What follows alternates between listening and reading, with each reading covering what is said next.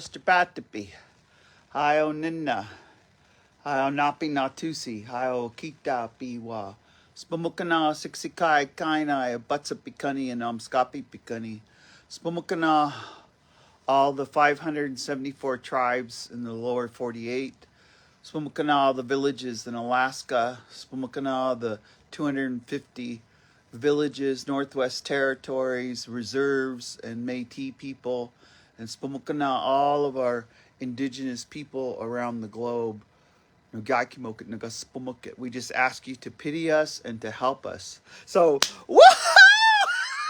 I swear, I just came in from outside and I'm a little bit bushy. I'm just trying to, I was just like, you know what Indians do? We're kind of like at the powwow. We just put a little hairspray and we go like this. That's when you don't have time to braid your hair. Or you put, anyway, I didn't have time to, I just came in from a glorious, pristine walk in Blackfoot Confederacy territory. I was walking along the lake. I went up on the back road. And in town, I don't know, 70-mile-an-hour winds. The plows can't keep up with the 3 to 4 foot drifts. So they let all the tribal the drifts, this is how drifts go.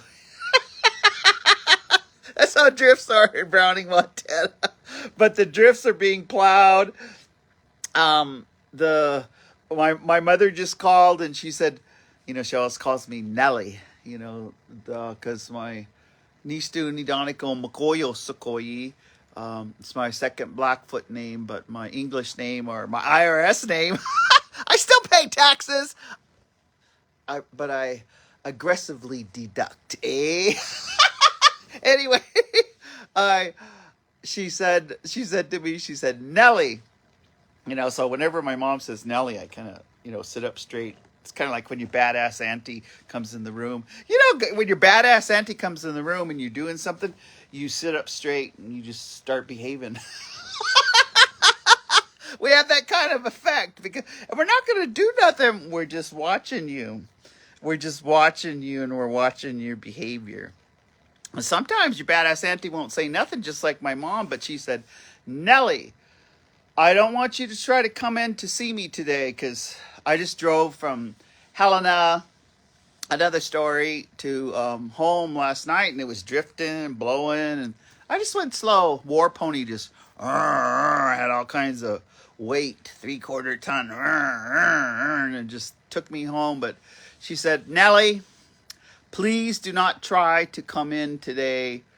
Let's see how tomorrow is, because my mom is, yoo-hoo, I'm happy because my mom's just getting over RSV. She contracted it. Whoo! It just like put her out. And then everybody's sick. Even Mike Duncan was sick. I was like, what's up with this? Everybody's got a cold. Everybody's got sinus. I know why, but that's part of our topic today is self-care and self-compassion. But she just said, Nelly, don't try to come in today. And I said, well, Mom, I want to go on a hike. I don't think it's too bad a wind. Till I got up top and I was out there and whoo, my braids were whoo. My braids were actually blowing in the wind by themselves. And anyway, I just kept walking. I bundled up and I was trying out my new mucks that I got on sale. Got on sale in Helena. And they're yellow. Anyway, they're very functional. Wool socks, put bear fat on the bottom, and I put cayenne pepper. When you put bear fat, or any of your medicines, if you put it on the bottom of your feet, old Indian trick. If you don't have bear fat, even if you put olive oil, put some of your oil and put your medicines like cayenne pepper. It absorbs through your body and it fortifies your lungs and you can breathe, and it's so there's many things that you can absorb up through the bottom of your feet, and that's I think why walking, running, you should always it's really I always had sponsors, our mentees, and still do today. We do a lot of our talking, our real deep healing while we're walking. And then we pause, but we walk some more. We pause.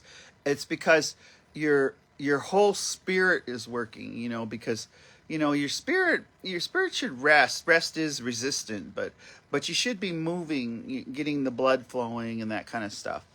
So, welcome to Native Wellness Institute's Wellness Wednesday. We've been doing this for 4 years. Oh my gosh. 4 years. I just anyway, it's just a blessing. A very good blessing. So we come to you with positive, productive, and proactive dialogue. So it's just spontaneous. No fake ass about anything. You know, where I did. I mean, I'm coming to you, Shaggy. But I had to put on. This is Sparrow's. Sparrow works with White Bison. She does a lot of the warrior down training. She sons of fathers, daughters, of tradition. But Sparrow is just she's just one of those badass trainers, and she won't. I use the word badass a lot because it describes how Indians are. Sparrow is just really, really a conduit that helps anyone who wants to stay clean and sober and keep the plug in the jug. So, this is her shirt. We do recover. Look at Sparrow. I would like, this should be on a ribbon skirt. Anyway, it was, the 4th was National. Remember National Ribbon Day? You're supposed to wear your ribbon day skirt. You're supposed to wear your ribbon shirt. You're supposed to wear your ribbon chaps, your ribbon loincloth. You're supposed to even wear your ribbon jockstrap. I don't wear a jockstrap. But just imagine if they had ribbons on, they'd just be flowing as they come into the bedroom.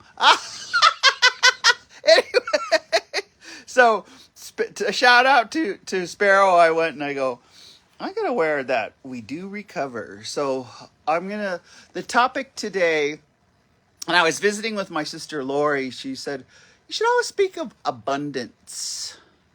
So it's going to be a combination of abundance, but it's kind of got a parenthesis around self-care and self-compassion. Because in 2025, and hey, January 20th is coming. We're going to be celebrating Martin Luther King. January 13th is the full moon. January is just one of those months where if you're in winter, some people don't know how to handle winter in the East Coast. It's funny as heck. Anyway, it's time. January is time to reassess. And, however, some people make New Year's resolutions. Some start fresh. They let go. And remember last week we talked about letting go. We're still going to continue that. Because sometimes when we let things go, especially, exes, careers, houses, toxic masculinity, toxic, we let it go. But you know what we do? We pick it back up by January 30th. I know, I saw a lot of people. They said, oh, we're not together anymore. And then 3 weeks later, we made up. We're back together. And we just love toxicity. Sorry. Sorry. We just decided that toxic is good, chaos is good, being miserable is good, and we love the drama of going to court, and we love the drama of restraining orders. Anyway, no restraining orders here, no drama here, and so let's start off in 2025, and it's okay, if you can't button your pants, and it's okay if you had to get out your big belt and get your spandex ribbon skirts, because we've been celebrating. And when celebrating, sometimes Indians, this is how we celebrate. Ooh, Indian taco. Ooh, spam sandwich. Ooh, fried bologna. Ooh, raw kidney and salt. Ooh, hangover soup. Ooh, we just ooh. And So we kind of, if you're gonna, that's abundance, but what about abundance where it's self care? What about abundance where it's self compassion? What about if it's abundance for our body? Our body, starting from the tip of our head to the bottom of our feet. It's compassion. It makes me, I love the Dalai Lama, and I loved, and you've heard me say this before, when he came to visit around in 2007, or he came over and he started touring around, and I just love this story. And so the first place that he went was in Idaho for some reason, but it was a big gymnasium, and they had the Dalai Lama up on stage, and everybody came because, number one, you could just feel his presence, and they wanted to see and hear the Dalai Lama. And of course, he's just, the Dalai Lama. I mean, like he is, because he he's meditative. He's in meditation all the time, and that's self-compassion, to meditate. Last week we talked about, we all have a birthright to thrive and to live joy. We all have a right to resist, like our ancestors. But the Dalai Lama, he was in his eminence. But the question was, because they let some young people ask questions, and so there was a lot of youth in the audience, and so here was the Dalai Lama, and so they asked him. One of the young people said, "Dalai Lama, Your Eminence, how do you get compassion?" Like, how do you get compassion? And the best part I liked about this was that it took him. They said he stayed silent for almost 5 minutes. He didn't talk, and so the audience, they're all like, you wait 1 minute, you wait 2 minutes, by 3 minutes, the OCD people were going like this, or their butt cheeks are going like this. And in 5 minutes, and then here was his answer. So I just want you to think about that. He said, sleep and water. I know. I like a magic, we're waiting for, what is the answer to get compassion? So in 2025, remember sleep and water. And I can't overemphasize this. Native Wellness Institute, our whole team, our executive director, Jolene Joseph, we have Jackie Blackbird, we have Thosh and Chelsea and Shailene, and we have Cecilia Fire Thunder, we have Lori Newbreast, we have Dwight Francisco, Trevor Foster. We just have a whole team. And one of the things that we're always, the topic might be healthy relationships. The topic might be, how do you stop lateral violence and have lateral kindness? Or the topic might be unresolved grief. And it still is a lot of our, how do you deal with your anxiety? And I'll tell you, it's always about sleep hygiene. So the self-care and the self-compassion, to have compassion for yourself and not stay up late people pleasing, or stay up late making that deadline. Ask for more time. There's 50 ways to say no, and you can say hell no. Hell no, I'll get it to you in 3 days, not by the close of business. Close of business today. Get this done or you're out of here. That, anyway, that patriarch kind of, government, close of business today. Boo! Anyway, just think about, okay, so that sleep and water. And I I was thinking, so I started. This is the kind of water I buy because it has electrolytes in it, and there's the only Indian store nearest to me sells these. Oh my God, that's good. So I put a couple out, and sometimes I drink one or two of them a day or more. And it seems like when whatever I'm doing, and I hear this over and over that an elder was dehydrated, that a kid was dehydrated, that an adult only doing Starbucks or coffee, and that's good stuff, and doing pop, and haven't drinking any water, and then they have all these bad health outcomes, and they're rushed to the hospital, or they fall over, or they whatever, and then they'll say, "What was it?" And they go, "Oh, it was dehydration." they they forgot to drink water. So I self-compassion, self-care, but this abundance, and I just I love my sister Lori is my youngest sister, but we're very good for each other because we don't always agree, but because of our love. And so think about that. Even the people you cherish and the people you love, it's not good to always agree on everything, but we talk it out. And today I just wanted to listen to my sister. And I said to myself, what a gift that I have a sibling that is sane. What a gift that I have a sister that checks on me and cares for me. What a gift.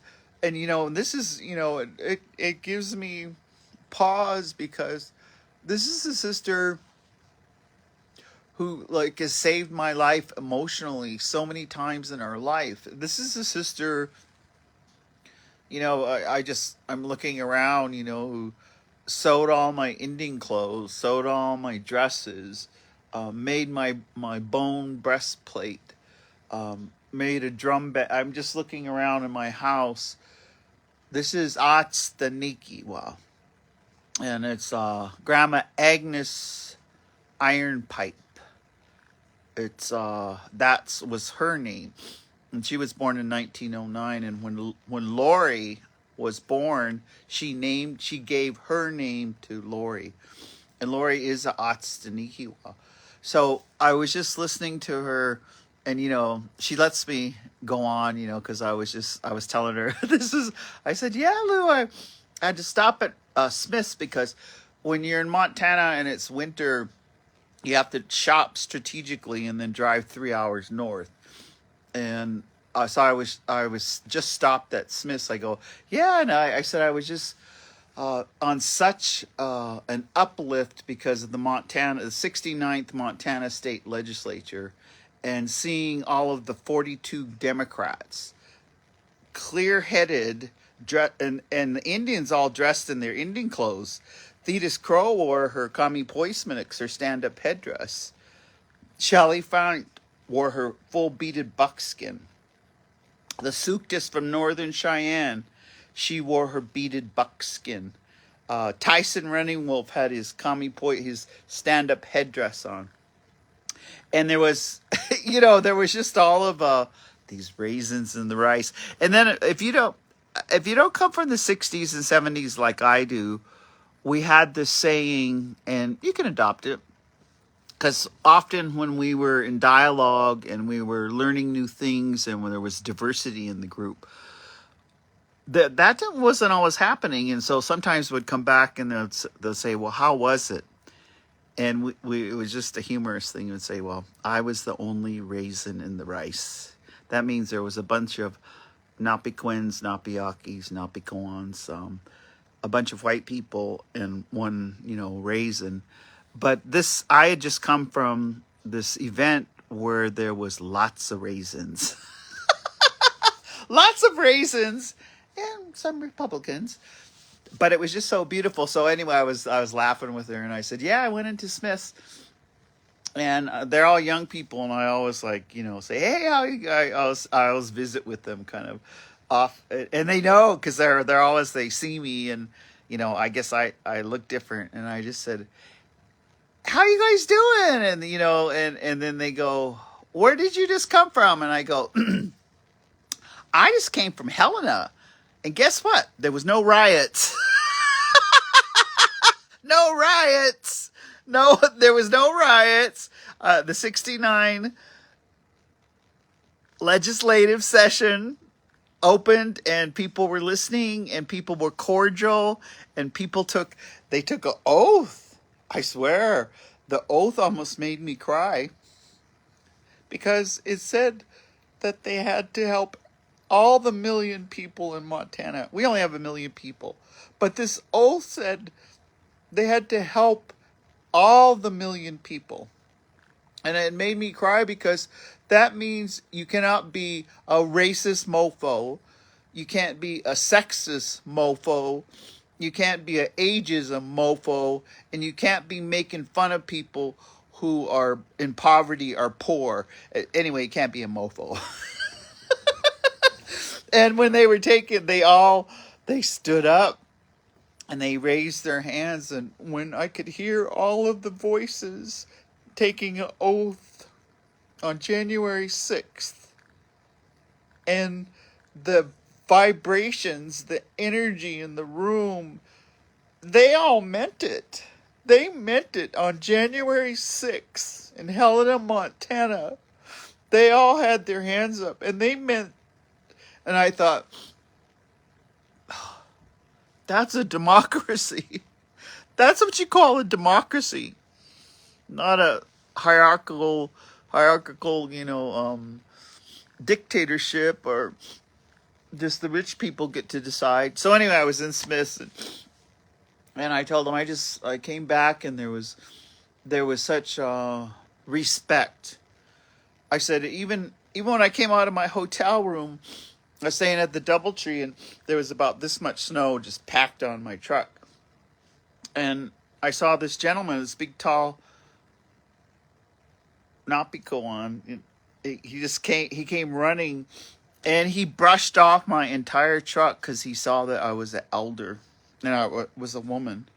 And he worked for forestry, and we were just visiting, and I just thought, this is the real Montana. This is where we really help each other.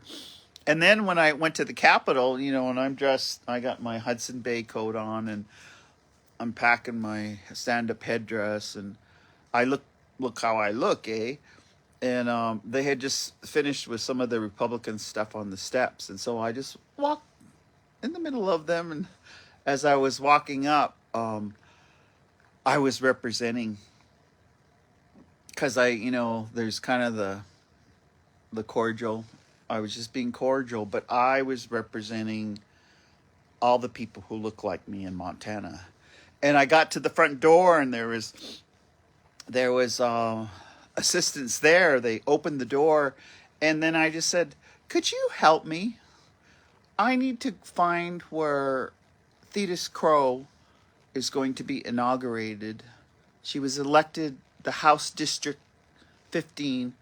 And so you know what the doorman did? He escorted me. He took me in. He put me in the elevator, got in the elevator with me, and he brought me to the chambers. And at the chambers, they weren't just letting anybody in.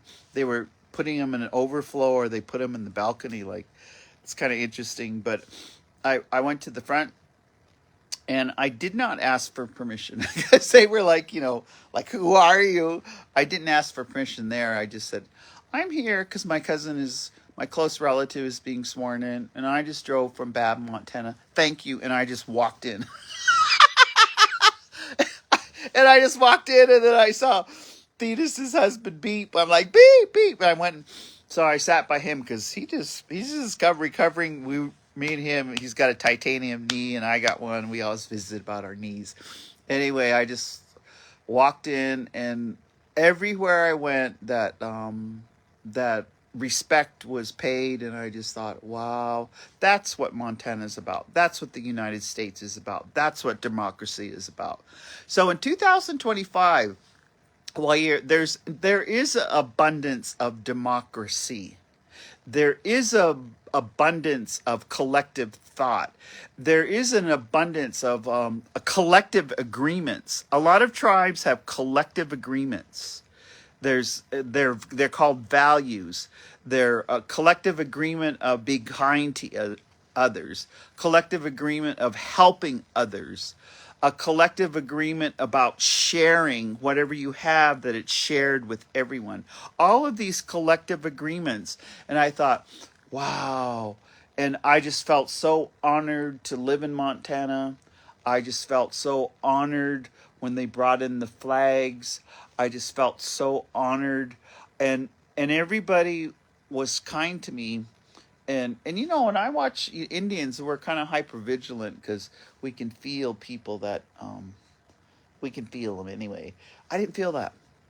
I just felt a cherishedness for each other. And so every person that I met, and people asked questions later on. They were asking, you know, what does that headdress mean, and what does that, you know, where did you come from? And I start telling them. I said, well, you know, going to the Sun Road, you know, Glacier Park, where you get all your water. Anyway, that's where I live. And so today, so I did make a note. There was a couple things, you know, in 2025 around this abundance. And I made a note to myself because I was, you know, a lot of times people they've been asking, you know, are you writing, you should write a book, or, you know, and I thought, what is that? And so I'm going to introduce a concept that was very common in the 60s and 70s, but I think it is still here in America today.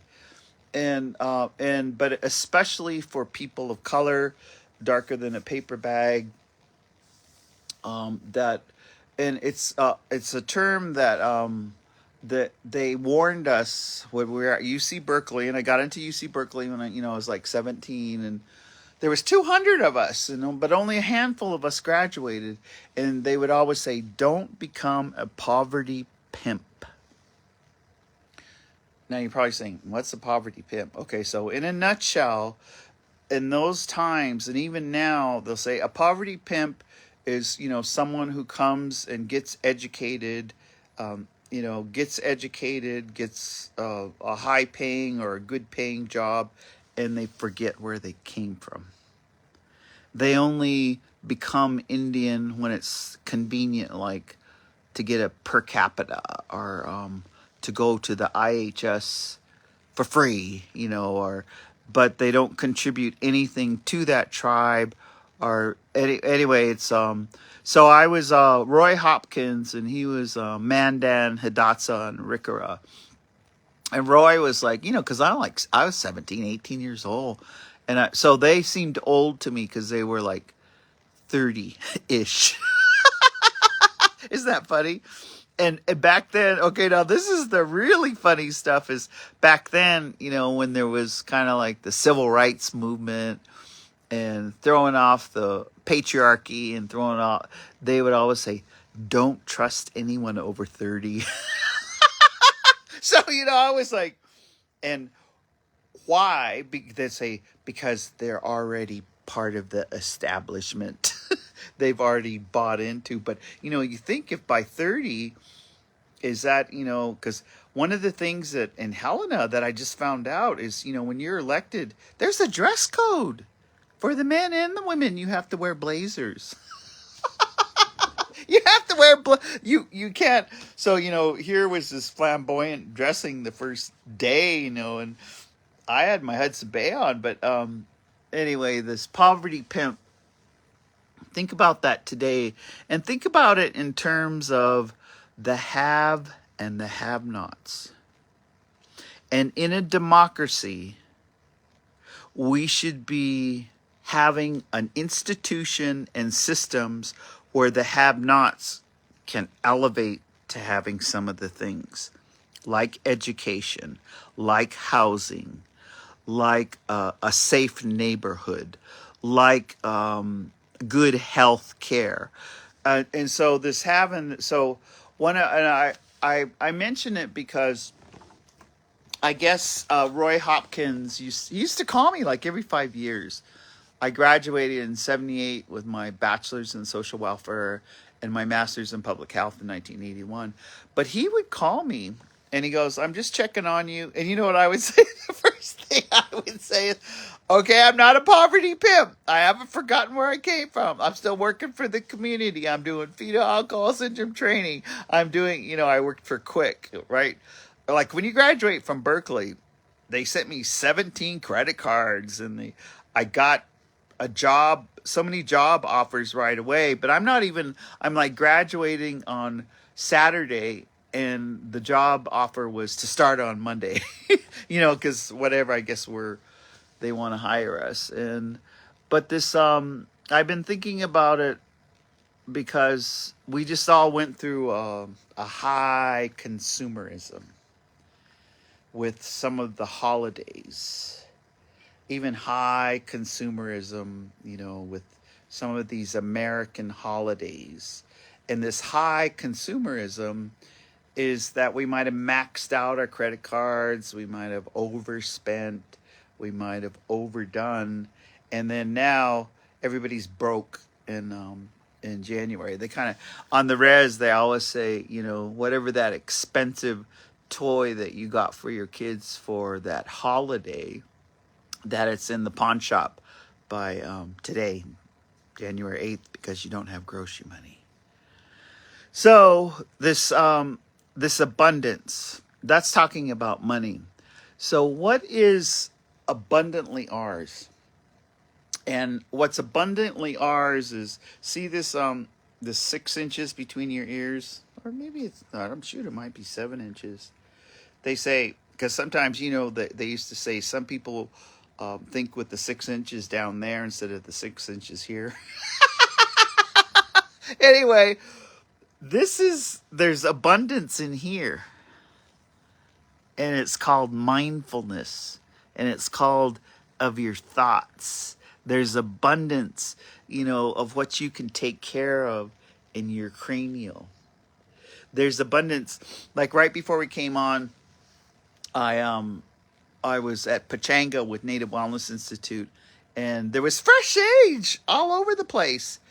And I love California sage. Some people, there's 38 kinds of different Gossamer sage. And I had picked some, and I thought, what do I want to smell? Because I just want to be vibrant. Today is January 8th. And so this part, think about how you take care of your olfactory system. What you smell. I mean, like we can all smell good cooking. We can all smell. One of the things that we use for protection is we call it Managapi. Managapi, and that's Scapi Picani dialect. There's other ways of there's different ways of saying it, but oh my gosh, this medicine, the scientists, or what is the white name for it, horse mint, eh? But this medicine, talk about taking care of your mind. Take care of the smells. The peppermint to smell. Right before we came on, I had some orange aloe vera, and I just like rubbed it. Ooh, I'm starting going, ooh, there it is. It's so good. Take care of what you're smelling. Take care of what you're listening to. But I'm just, I put this Managapi out because I think this is what got my mom well. Yes, she did immediately, and this is what's good about mom, because she's 86 years old, is she went to the doctor. And it's a symptom of residential and boarding schools of people that will not go to the doctor, or will not go ask for help, are the triggering of going to an institution. But she went to the doctor, and she was at a good place, because her breathing while she's waiting to see the doctor, because she's going just to get her regular health checkup.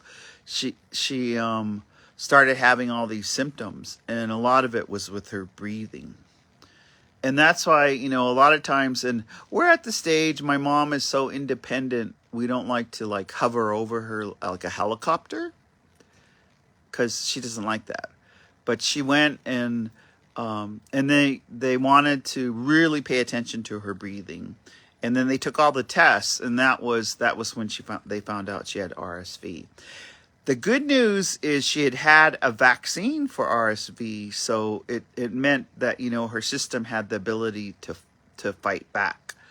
So get that RSV, get the flu shots, get the vaccines. But this mini guppy, I wanted to a mini guppy. It translates in Blackfoot. Oh, I just love this smell. In fact, they used to call it a perfume.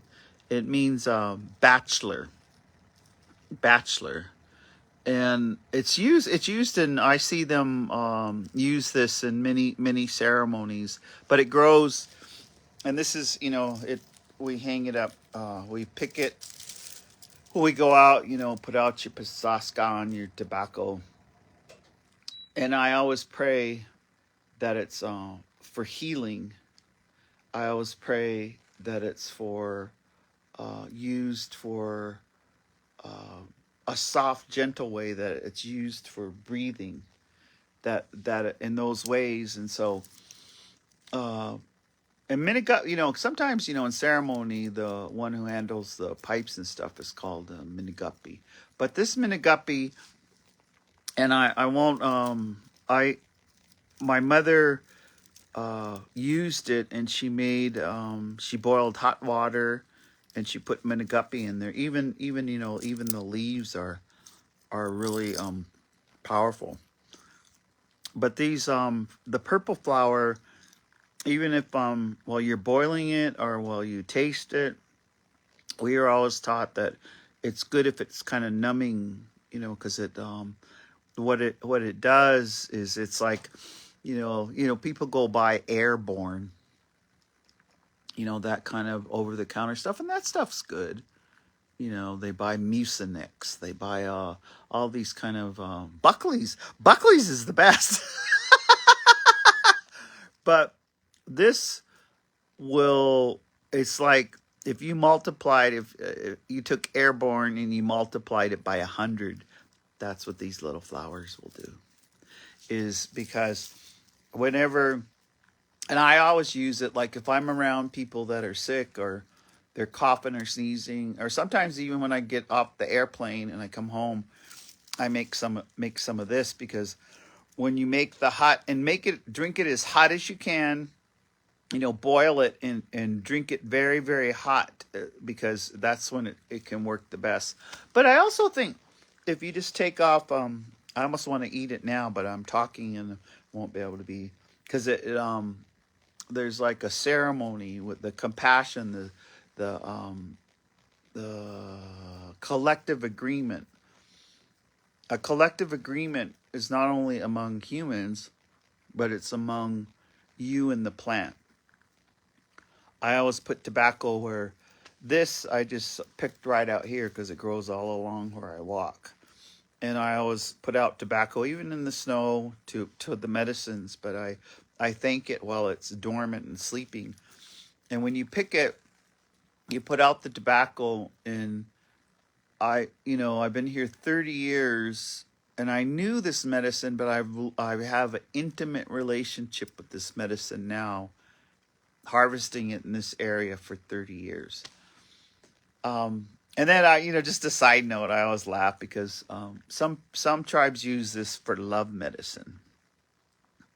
Now, don't be just thinking you're gonna go out and be snagging. Next thing, we'll see you at the powwow and you got big old earrings. You're, instead of a feather, you have been a guppy. Anyway, this medicine in here, I think, is what really got my mom. She said she was making a hot miniguppy in the morning, And then I just got off with the phone. I said, "How do you feel now?" And she goes, "I slept so good," and her voice sounded so good. So she's getting well. But Miniguppy, what if this we also use this like you could put it over your doorway and it protects, nothing bad can come in. And that self-care and that self-compassion, think about it this way, like if you have holy things in your house like your children, like holy things like children and grandchildren, you shouldn't let certain things in your house. I have to swallow some of this. So don't let, those who are drinking and using, of course, but don't let even people who cuss all the time, that, that's their language, is frickin' this and frickin' that. I mean, that's a good word used strategically, but not all the time. But protecting, and don't let people in, or things into your house that will hurt any of your, if you have your own pipes, you have your rattles, you carry your medicine, you don't let, and so you can use this for protection over the doors. You'll see it, and it'll be hung. This was hanging, but I kept it out just in case I started feeling sick, because I've been around a lot of contagious people lately, and sneezing and coughing, and knock on wood, nothing yet, but this is and this grows plentiful. At least we got 1.5 million acres. There's Miniguppy all year round, and I'm not trying to sell it. I'm not trying to hustle, because see, that's part of that poverty pimp stuff. If you're only learning Indian stuff to pimp it, that's poverty pimp. That's different than loving and cherishing the medicine and developing a relationship with the medicine. But it's okay if you got to make soap and tinctures and all that and sell it and hustle. That's just another hustle. That's a hustle. And hustling is, that's why that term, if you're hustling the people, if you're hustling the system, if you're hustling, that's just like the hustle, that you learn with drugs and alcohol. It's like the hustle. There's a hustle. There's some kind of on truth to that when you're hustling, like lobbyists and lawyers. They're hustling, right? Getting paid, but they hustle, and they know how to constructively tell you half truths and to lie to you boldly in your face, and you have to pay for it. Anyway, this plant, and this self-compassion and this self-care is, be protectful. And that's, I had this right by me, and I'm having it close because I was just talking to this medicine and asking it to help my lungs, because I grow my own tobacco, and I haven't abused tobacco by smoking. I do grow my own tobacco for pipes. I don't inhale, but secondhand smoke, I'm deathly allergic to secondhand smoke. And if I inhale it, I get really, really sick. And so that's why I use this medicine. Like if I've been around, even if I'm, 20 yards away from someone who's smoking, if it gets into my lungs, I can just feel the poison. It's not like Superman and kryptonite, but it feels like Superwoman. As soon as I inhale that secondhand smoke, or even someone who's not smoking, when smokers don't realize how stink they are, and they start talking to you, and if they're talking to you this close, and if they've been smoking, they're that stink smoke breath. Anyway, give them some Miniguppy, but give them, and and I'm not using it, but I know that, and we won't go there because. But I wanted to ask you something. Those of you who tune in, we wanted to start doing some power hours on healthy relationships, and if that'll work for you, because everyone, and Native Wellness Institute, you're getting blessed because we at our new place, Barbie's Village in Portland, are going to be doing a training of trainers for healthy relationships, February 11th, 12th, and 13th in Portland. And you can go online and register. And if, you can ask if you don't have any money and you spent it all on Christmas. No, negotiate. Or you want to send 5 staff, negotiate with Jolene. And we have sliding scale for those who don't have a lot of money, or all of that. And that's why we have Zoom. We have a lot of Zoom trainings coming up. But I would, if you could come in person, I'm going to be one of the trainers, and then we're just deciding who else will on the team will be part of the trainings of the Healthy Relationship TOT. So when if but healthy relationships, and maybe that's a good way to tell a couple of stories. And I don't know why I'm holding this, like, because it feels good, and maybe I'll hold it because you know we still will hear in humor. They'll say, why is that young girl, 16 years old, going with that 40-year-old ugly man? And they'll go, oh, he must have used love medicine on her.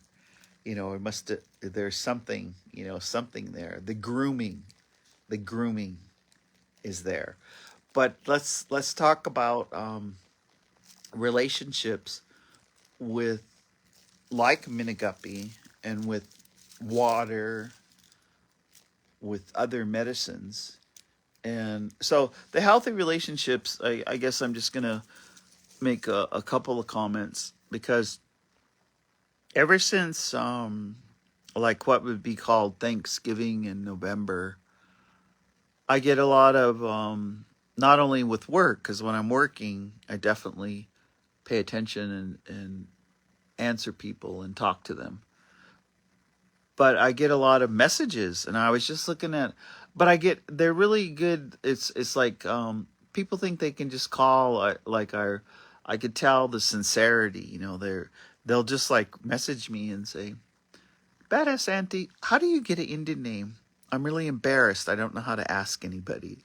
Or, "Badass Auntie, I can't take it anymore. I've been in this relationship and I'm giving all. I'm bringing in the money. I'm taking care of the house and blah, blah, blah. And what should I do?" Or they'll just, oh, one time, it's so sincere.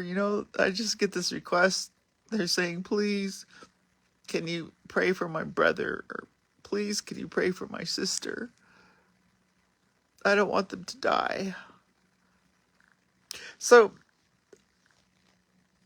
I see that, and usually what I'm doing is I stop and I make a smudge, or I pray for them. And so what I've started doing is I just make a list, and when like on my walk, I walk, sometimes an hour. When it's really cold, just a half hour. But when I was walking, I was just all the people who asked for prayers. We just last night we lost one of our fish relatives, and it's just not quite sitting with me right now, because that's just a beautiful family that we have. And I was thinking of Wilbur Fish. He apprenticed a lot of my family and taught us so much in line of fish, and I just think of all of them. And then today is I can't even go there because in about 10 minutes in Browning, Malaya Kip is her funeral is going on, and it's blowing. And so when I was walking, and so that's this relationship with prayer, this self-compassion. If you can control your thoughts and control yourself, and pray when you're walking, pray when you're doing the dishes, pray when you're doing the laundry, pray when you're sitting in front of your computer. Even, don't watch the commercials. Pray, pause it, and pray. So I was just praying, and healthy relationships, because a lot of people's prayers are about others and not themselves right now. Their prayers to desperately get their mother into treatment, their prayers to desperately get their sons or daughters into treatment, their prayers to not let them die. What can I do? So even in that, I was this morning. I have a Courage to Change, an Al-Anon meditation, and I love the meditations because sometimes they say things like, a couple days ago it said, if you're trying to find love from an active alcoholic, that's like going to the hardware store looking for bread.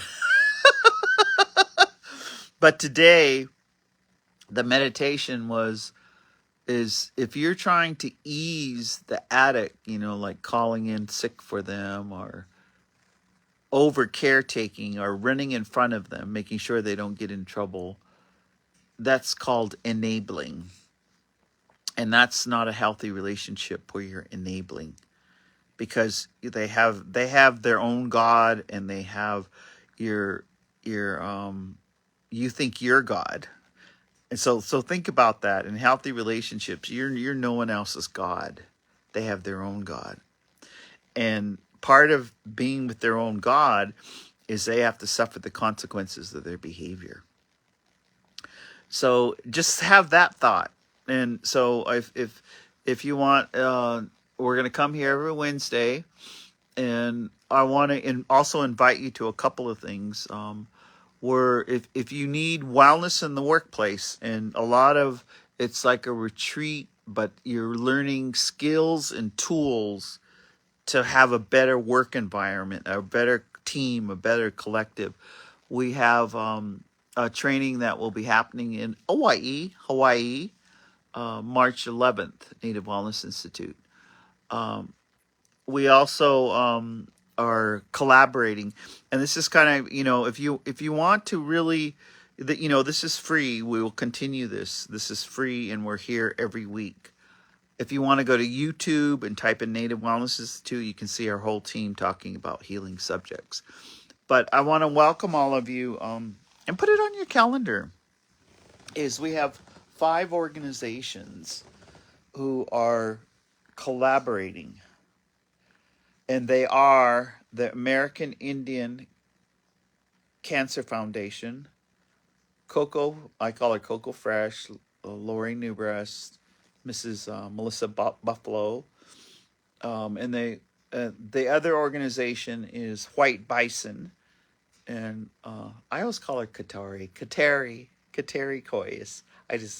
Precious. She's the executive director, and they are just phenomenal with translating the 12 steps in a way that it's good for Indians, and translating staying clean and sober and recovery, and way beyond that, be blossoming, and then the other organization is, of course, Native Dads Network, with Albert Titman, and Mike Duncan, and their staff.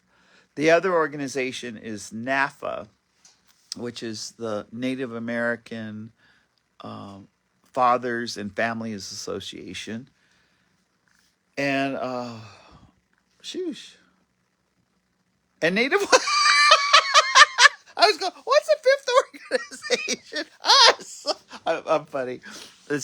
So 5 of us are having and White Bison is sponsoring, we're having our get-together in Durango, Colorado. And I believe they're going to send out to save the dates is June 12th, 13th, 14th, and 15th in Durango. And that, for Siksikatepi Blackfoot Confederacy, from Saskatchewan down, right in that area of Colorado, there's a lot of holy things. Not only holy bare root, holy medicines, but holy rocks. There's thunder, lightning rocks. There, it's just a really good place. We're going to be gathering, and it's called the fourth annual Healing Together Conference. And so we're welcoming you. And there's much going on. So in order to have more compassion for yourself and to have more self care, we welcome you. And right now I was just thinking, this if you're in a relationship with another human being and you're walking on eggshells, or you're feeling confused, getting gaslit, you don't deserve that. You deserve something better. And so think about that, and so how, once we know we deserve something better, how do we get it? And that's kind of, I guess I'm advertising. I'm going to, the next Wellness Wednesdays, we're going to dedicate to courtship. Courtship, duh, what a novel idea. And I was thinking, because I was just tripping on how some people go on dating apps and cruise dating apps, and I'll just have to say, if you're a Grinder's been around since 2009. Is that healthy? Is that healthy? Anyway, but what is a healthy relationship? So I'll give you some of the. So if you're in a relationship, and this may not be romantic, but it could be in siblings or with coworkers or with others. If that person gives you as much as you give them and you help grow each other, that's the beginning of a healthy relationship. That's the beginning of abundance. When you feel safe with someone and they never put you down, never call you names, they just are your cheerleader, and they let you grow and they let you experience, and if it doesn't work out, they're there to say, well, good job, you tried it. It's really, we're looking for, in 2025, our relationships at a federal level, a state level, at every level, with people where you grow each other and you concentrating on growing that collective good. That's a healthy relationship. So think about that in terms of abundance. But as for today, drink more water, sleep good, make a plan. I'm going out with Native American Health Center. I'll be out there with all of the gang at Bates. But that week, I'm going to be doing talking circles. I'm going to be doing one-on-ones. And so we'll be in the San Francisco Bay Area doing some healing there. And so with that, I'll just say, welcome to Wellness Wednesday. I hope something I said, I come on here and I'm just visiting with you like your badass auntie or your sister, or I'm just visiting with you to think about the things that bring you wellness and bring you into a good place where you live longer, where you care about yourself, and we can't give away what we don't have, and we can only take people as far as we have come. So we're just trying to grow some healthy Indians. I love it. So I'll say kitakito matsuno, and that means see you later. Till next Wednesday.